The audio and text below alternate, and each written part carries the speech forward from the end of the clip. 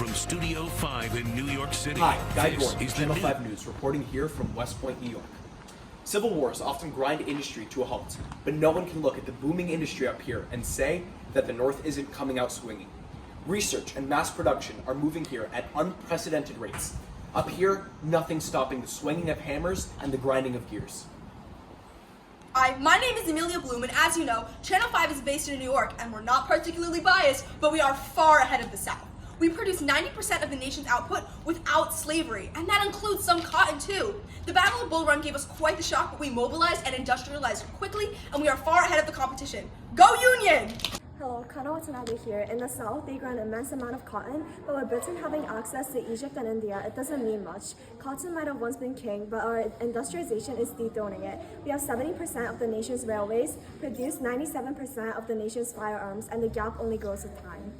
Time and space, no escape, the game won't stall.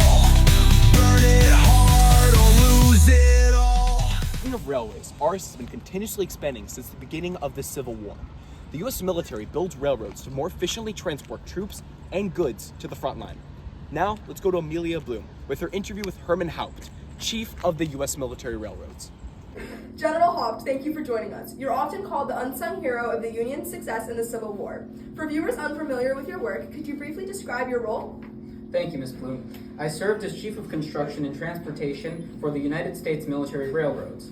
My primary duty was to ensure the efficient repair, construction, and operation of railroads supporting Union armies in the field. Essentially, I was responsible for making sure troops and supplies moved quickly and reliably, often under fire. Let's go back. You graduated from West Point at just 18, correct? Yes, I entered at 14 and graduated in 1835. Though I left the Army soon after to pursue civil engineering, that training at West Point shaped my thinking for the rest of my life. You became a leading figure in American railroad construction long before the war. How did that experience prepare you for the chaos of wartime logistics? Civilian railroads taught me speed, precision, and how to build under pressure. I developed a technique called the hop truss, a bridge design that could be erected quickly and carry heavy loads. During the war, we used such designs to replace destroyed bridges in a matter of hours or days, sometimes even under enemy fire. Haupt's Railroad Corps rebuilt bridges faster than Confederate forces could destroy them, once rebuilding the Potomac Creek Bridge in just 9 days. President Lincoln once said you had the extraordinary talent for pulling a train out of a swamp. What was the story behind that? That happened in Virginia. The Army had driven heavy locomotives and rail cars into swampy terrain without proper grading. They were stuck. My team constructed makeshift track and timber supports, log rollers and within hours, we had trains moving again. Lincoln came to inspect and was, shall we say, pleasantly surprised. You clashed with some military leaders, particularly when they didn't understand logistics. How did you handle the military hierarchy? With difficulty. I reported directly to Secretary of War Edwin Stanton, which protected me from some interference. I insisted that railroads were not to be micromanaged by field commanders who didn't grasp the intricacies of rail logistics. My team was civilian and disciplined but military in mission. What innovations did you introduce during the war that still impact us today? Standardized procedures for rapid rail repair, telegraph integration with train dispatch, and the concept of a mobile supply line, we effectively invented military logistics on rails. Much of what modern armies do, using rail and later trucks to keep supply chains running, has roots in our work. You redesigned in 1863 but returned to private life with little fanfare. Why step away at what seemed like a peak? The work was exhausting. I had done what I came to do, prove that railroads could win wars. Besides, I believed that civilian railroads also needed restructuring. I went on to manage several large railway systems and advised on the Panama Canal railway connections. Looking back, what are you most proud of? That we saved lives by shortening campaigns and keeping men fed and armed. Our logistics meant fewer men died from starvation or exhaustion. It was war work, yes, but humanitarian in its own way. General Herman Haupt, a brilliant mind whose steel rails may have held the Union together. Thank you for your time and your legacy. Thank you. May we always remember that efficiency and ingenuity can turn the tide of history. Thank you, Mr. Haupt, for that wonderful interview. Your talk about cotton transport reminded me of our uniforms. In the beginning of this war, nothing was standard, but now everyone is wearing dark blue wool coats and sky blue trousers. They are produced in the factories and the quartermaster department distributes them. The Confederacy makes its uniforms through efforts and cottage industry. Our great companies are given contracts growing industry while fitting our soldiers. It's a win-win, so rest easy. Our soldiers are well dressed. Railways bring uniforms to the front line as needed. But you may be wondering, why don't we use steamboats? Well, the Confederacy has control over most of the ports in these United States. But not to worry. Railroads can still transport goods faster, farther, and with up to 50 times the amount of freight capacity as steamboats. So, while water transportation may be difficult, soldiers are being supplied better than they ever could be. Our boats might not be too good at transportation, but they sure can fight. Recently, on March 9, 1862, two ironclad boats, the USS Monitor and the CSS Virginia, clashed. This is huge because it's the first time that two ironclad gunboats have ever had a face-off like this. The Confederate Army got creative with the CSS Virginia. They built it on the hull of the USS Merrimack, which had been burned when the Union Army abandoned the Norfolk Army Yard in April of 1861. The Virginia's was definitely a little larger, 10 stationary guns and a 1,500-pound iron ram on the boat. However, even though the Monitor was smaller, it was far more maneuverable. The Virginia was absolutely demolishing our boats when the Monitor came out of nowhere and showed the Confederate Army how it was done. Screw you, Confederates. Ow! These battles weren't just for show though. Let's go to my interview with David Glasgow Farragut, the hero of the Battle of New Orleans. Hello, Admiral Farragut. Thank you for joining us today. To start, can you please tell us a bit about yourself? I was born on July 5th, 1801 near Knoxville, Tennessee, making me one of the youngest officers to serve in the War of 1812 and later one of the oldest to command in the Civil War. I entered the U.S. Navy at the age of 9 as a midshipman thanks to the patronage of Commodore David Porter, who became like a second father to me after my own father died. I saw my first action aboard the Essex in the War of 1812 and was given command of a captured ship at the age of 12. I remained a loyal Union officer despite being a Southerner by birth, a decision that drew scrutiny but ultimately helped shape the course of the war. In 1862, I led the daring assault up the Mississippi and captured New Orleans, a vital Confederate port. But my most famous moment came in August 1864 at the Battle of Mobile Bay, when, with torpedoes exploding around us, I ordered, "Damn the torpedoes. 4 bells. Captain Drayton, go ahead. Jouett, full speed." We won a decisive victory that helped seal the fate of the Confederacy. Our fleet defeated Confederate Admiral Franklin Buchanan, and the last open seaport on the Gulf of Mexico fell to the Union. As a born Southerner, what was your experience fighting for the Union? I decided to leave my home, Norfolk, Virginia, on April 18, 1861, to go north to offer my services to the Union cause. It was a difficult decision that led to me facing a hostile public sentiment. However, both the decision and the course of action came naturally to me. It was a turning point in my life that I left Norfolk. It was because I left Norfolk under the circumstances that I was chosen by the Secretary of the Navy to lead the New Orleans expedition. Then, it was in the success in New Orleans as well as the success at the Mobile that hastened the end of the war. Thank you, Admiral. Could you share more about the Battle of Mobile Bay and your strategies and command there? Of course. The Battle of Mobile Bay began on August 5, 1864. Mobile, Alabama was one of the last standing major Confederate ports on the Gulf Coast. Though the city itself was inland, the entrance was defended by Fort Morgan, Fort Gaines, a field of torpedoes, and a fleet of the Confederates, including the ironclad CSS Tennessee, commanded by Confederate Admiral Franklin Buchanan. We had 4 ironclads and 14 wooden ships. My task was to take the bay and neutralize the port.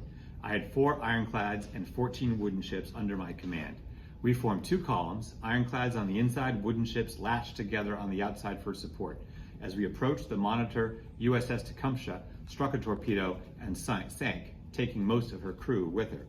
At that moment, my own ships faltered, fearing the same fate. But hesitation could have meant disaster. So I climbed the rigging of my flagship, the USS Hartford, to get a better view above the smoke and confusion, and I gave the order that has become famous. "Damn the torpedoes. 4 bells, Captain Drayton. Go ahead. Jouett, full speed."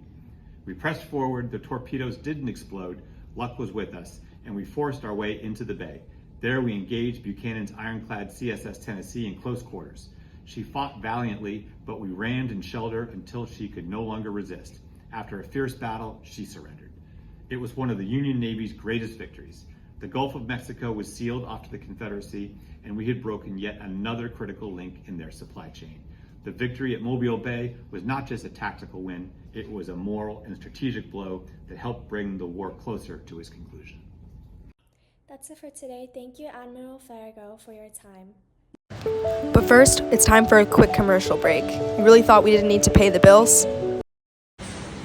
Thank you so much. We rely heavily on bonds to finance our war effort. We issue various types of bonds, including 730s and 520s. They have different interest rates and maturity dates. We sell to both domestic and international investors, playing a crucial role in funding our Union war machine. Here's a more detailed look at our different kinds of bonds. 730s, they mature in 3 years and pay a 7.3% annual interest. 520s mature in 20 years but are redeemable after 5 years, so you can kind of get in a little bit earlier. They pay 6% interest. Thank you to the National Banking Act of 1863, playing a crucial role in establishing a uniform national currency and facilitating the sale of our bonds. Back to you, Guy. Thank you, Mr. Glasgow.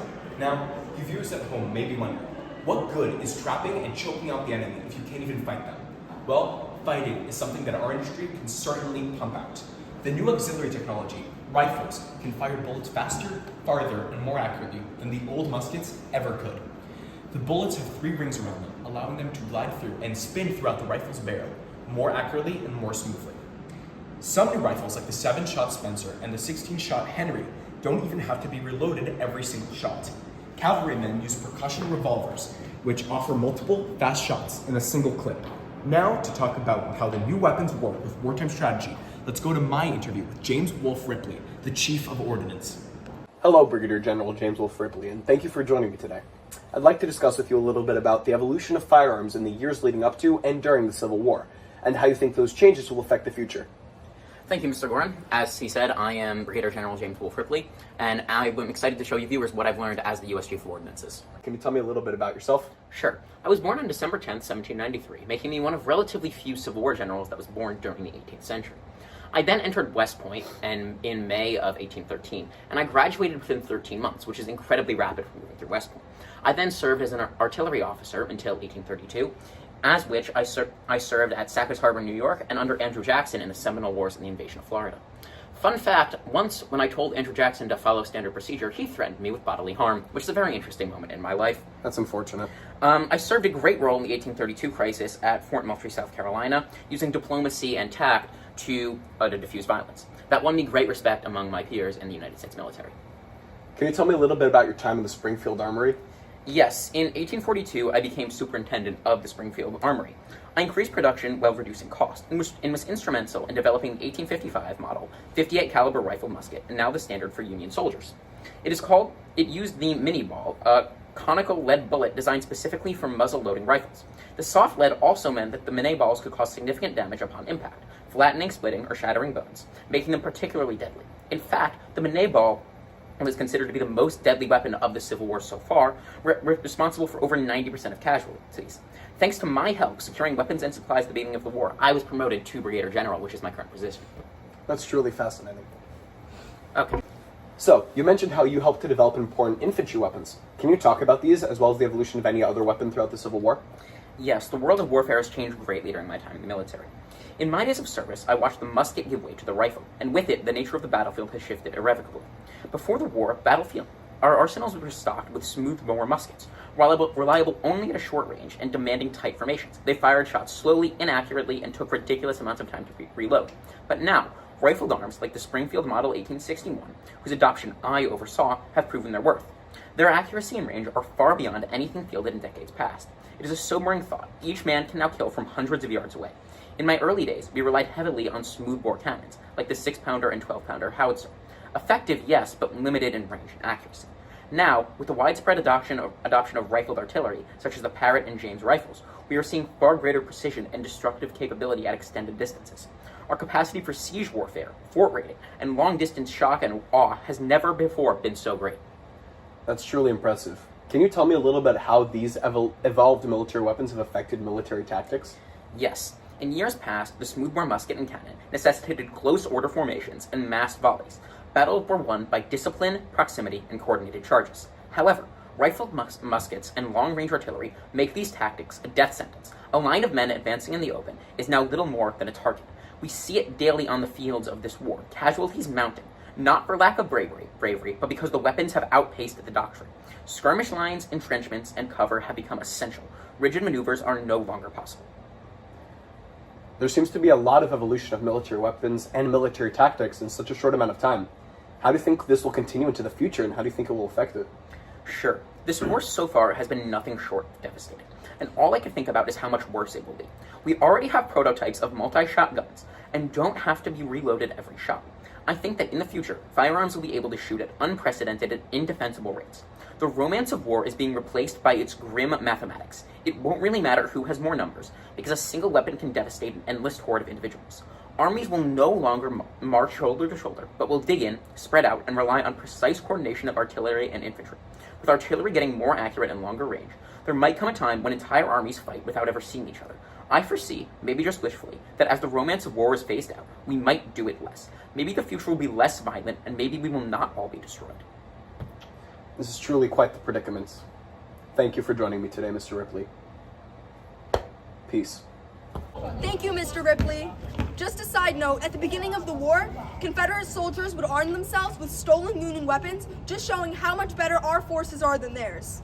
And with that, all of you can rest easy. This war will not be lost by inferior industry or technology, but it surely will be won by our overwhelming advantage in these fields. Sleep well tonight, folks. Our soldiers are well equipped. Thank you.